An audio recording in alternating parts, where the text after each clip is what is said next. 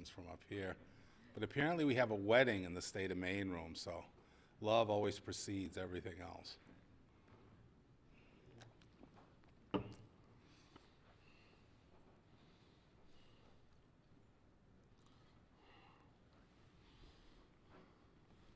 All right then. I'm willing to begin. I have a prepared statement that'll be distributed to all the media outlets. It'll also be published on the mayor's webpage for the general public if they want to review.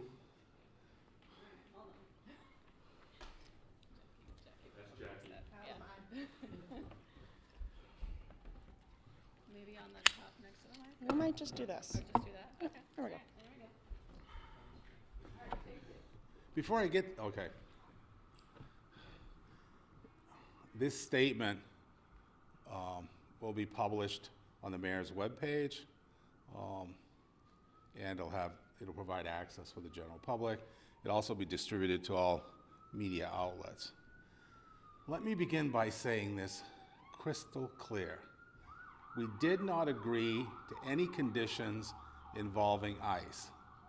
We did not consent, capitulate, or embrace any condition for this money that would allow ICE to be entangled with city affairs, period. Somewhere along the line, this has become an ICE contract. It's not. This is a grant award for infrastructure improvements at the airport, to include things like replacing aging aircraft boarding bridges, deteriorating concrete terminal aprons, new snow removal equipment, new bathrooms, an adult changing room, service animal facilities, and new egress stairways. The amount of the award is not $21 million as reported, but $18 million. In practice, the City Council will from time to time meet in executive session to receive the opinion of the city's attorney regarding contracts or grant awards to ensure that the particulars of that award or grant is consistent with what we applied to begin with, that the expectation between parties is clear, and the role and purpose of the money has remained constant. In this instance, we approved these grants in January for the items that I've listed and a few others. During the time frame between our approving the application to go forward to the Department of Transportation and our receipt of the awards, the U.S. Department of Transportation added language to the agreement requiring recipients to cooperate with federal officials in the enforcement of federal law, including cooperating with and not impeding U.S. Immigration and Customs Enforcement and other federal offices and components of the Department of Homeland Security in the enforcement of federal immigration law. The council rejects this, and we did so in our discussions last night. After this language was added to the Department of Transportation grants, 20 states, including the state of Maine, went to the federal court in Rhode Island to seek a block of that language to be attached to any transportation grant. They felt that such a condition would hold public monies hostage until we capitulated to the expectations of ICE and the Department of Homeland Security. The federal judge heard the arguments from the 20 states and issued an emergency injunction blocking ICE from the enforcement or application of those provisions to any grant recipient. Furthermore, the court declared that any entity of state local government or state government accepting those funds would not be consenting expressly or implicitly their willingness to carry out the standards expressed by the Department of Homeland Security. Period. Because of this, Corporation Counsel felt that they should brief myself and the other counselors on this new language and its consequences.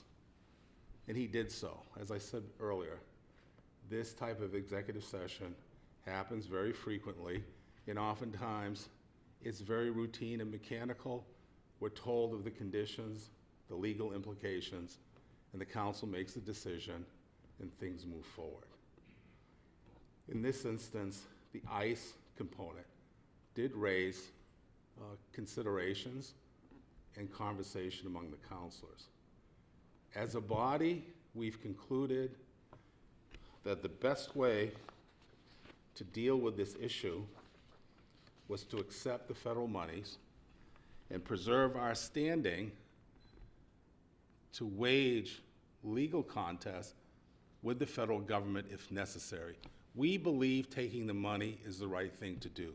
We believe it's our money to begin with. It went from here to Washington. It's coming back. We believe it's illegal and unconstitutional for immigration authorities to interpose themselves between the parties to that transaction, period. 19 other states agree. We've talked with the Attorney General's office.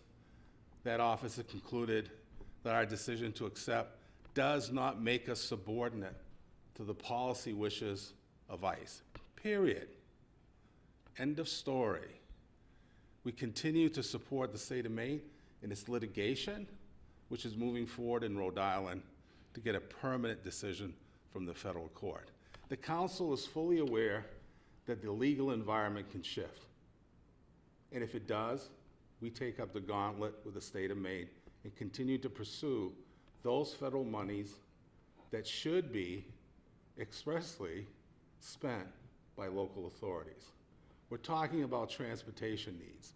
We're talking about transportation infrastructure.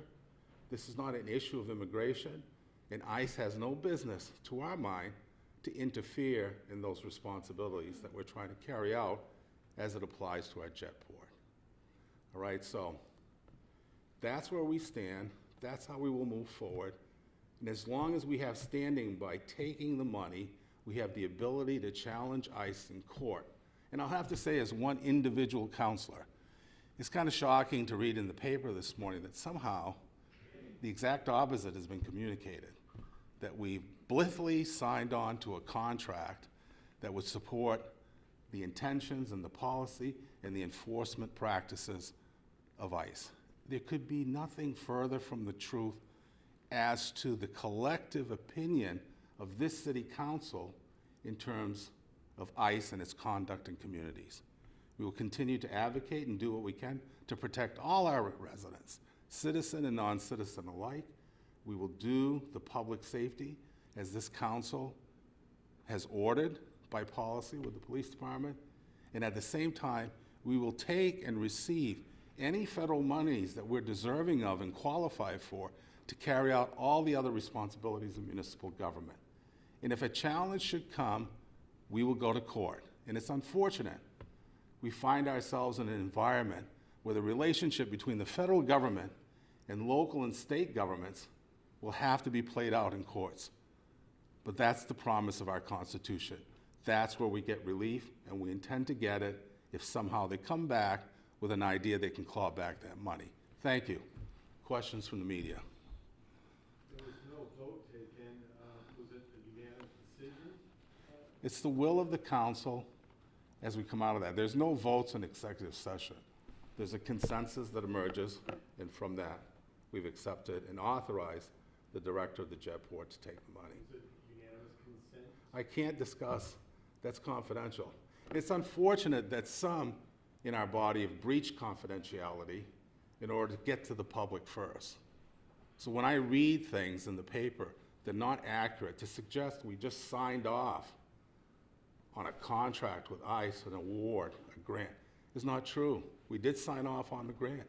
We refuse to consent or agree to the provisions. And by the way, the federal court has fenced off that language, saying it cannot be applied to any recipient who comes from one of the 20 states involved in this litigation. What is the language exactly? Can you tell, like, what did you agree to? Is it, It's in, what did we agree to? yeah, I know you're not, I know it doesn't apply, but what exactly was it that ICE wanted you to do? We can pull the agreement for that. It's pretty long. Suffice to say they're seeking the same level of integration and cooperation with local authorities to carry out street-level enforcement of ICE policy. We won't do it, period. In the event that the litigation does not go in favor of the council, like let's say that it turns out that this compliance with ICE ends up being mandated, is the council set to rescind the grant? I mean, I guess what's an application of the grant? What would be the next steps for? We're deserving of that money. We've lawfully applied for it. We've met all the conditions of the grant. If they try to claw back, we go to court. That's what we do. You know, you can protest against ICE, but I believe, and it appears the council is of a similar mind, that if we have to, we fight them in court. All right? And I have to say, and you can go to outside legal counsel for this opinion, for a federal judge to issue an emergency preliminary injunction, it's pretty significant of how the court viewed our claim to begin with as one of the 20 states. We've checked with California.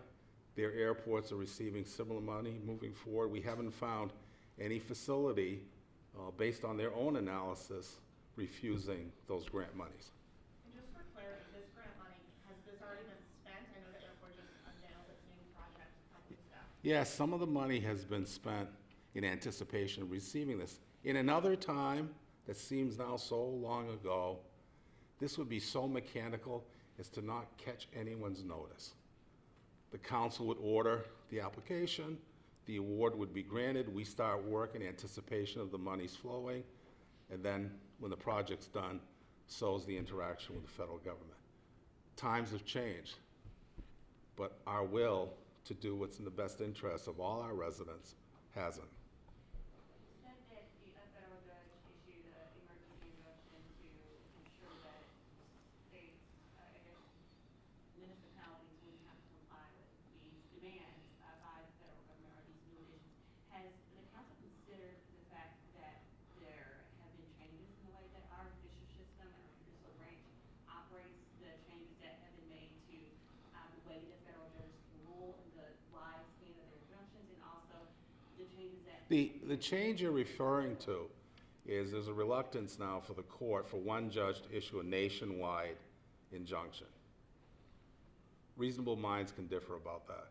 This is a specific lawsuit with a narrow set of plaintiffs, 20 states. This injunction solely applies to the plaintiff states, which of Maine is one of those, period. All right, that's clear. There isn't a single legal action that you can undertake with a guarantee of success. But it doesn't take away the responsibility to act in our own self-defense when it comes from a federal government that wants to interrupt the natural flow of award money to a state on the premise that they need to advance immigration policy. That we disagree, as do 19 other states and this city as well. What I'm getting at is, like you said, there's no guarantee that. There is no guarantee. So what would be other options? What other steps would the council of Portland be able to, or even other states be able to take to fight back on this if these mandates and demands do come down and not in favor of what the council would like to see? Do you have any room? Do you have anything else that? I can't answer that with any certainty. Who could, right? What's the judge? I've said that with clients. Are we going to win? Give me a percentage. You can't do percentage. It's not horse racing. To clarify, you approved the grant in January. Have you actually signed the paperwork? It'll be signed Friday, by Friday. The judge that you're referencing came down with his ruling on the injunction in May. I'm wondering why you all didn't meet about this until the day yesterday. Actually, it was on June 19th. Okay, so still 2 months ago. Yeah. It came to us, we didn't have the award then. Three of the awards came within 2 days of today. All right? You didn't receive the award until? Yeah, the awards were very recently sent. Remember, the experience of the federal grantors and the grantees is this will be very mechanical. I don't know what was in their mind. Maybe they assumed we would just sign off on everything, but we haven't. So was there new information in Yes, the language regarding the ICE activities. That was different. That was different, Than what you knew back in June. yes, So that's separate from the injunction. yes. Is there a concern, because we've seen that the administration is sliding this language into grants that really cover a lot of different things. Is there a concern that the city and the council is gonna have to confront this now on a more regular basis? That's a reasonable proposition. It appears that the incorporation of these kind of guidelines will probably surface in grants in other policy arenas. When did you guys find out, I guess, the other day that you found out about the change in language? I was notified of that this week. Because you were, given the emergency injunction to receive the money, are you optimistic that when it goes through the full court process that you will win? I mean, with the USDA funding that was withheld for the school lunch program, the same kind of thing happened. Are you optimistic and confident? If you're a plaintiff, you're always optimistic and confident. I believe in our case, I believe we're correct. I think what the federal government is trying to do through the Department of Transportation is unlawful. The question is, will a federal court agree with us? But so if the language change was separate from the directive that the injunction is referencing, are you confident that the lawsuit even applies to this language Yes. change? Are you concerned at all with the lawsuit being filed and your statement today saying, we're not gonna cooperate with ICE that they could withhold this money to the federal government, transportation government withhold this money?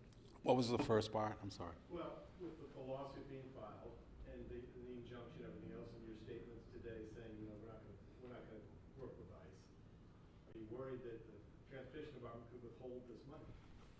The Transportation Department can do whatever it chooses to do. We don't control them.